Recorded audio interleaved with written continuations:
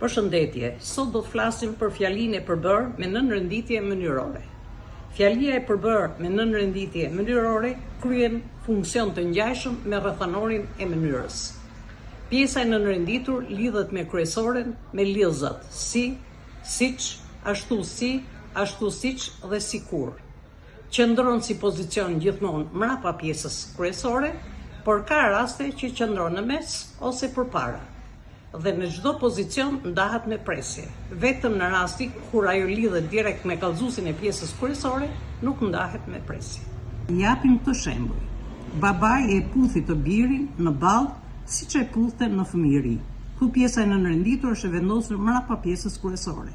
Gjuha shqipe është një nga gjuhët më të vjetra të Ballkanit, ashtu siç është dhe vetë populli shqiptar. Edhe këtu pjesa e nënrenditur është e vendosur prapa pjesës kryesore.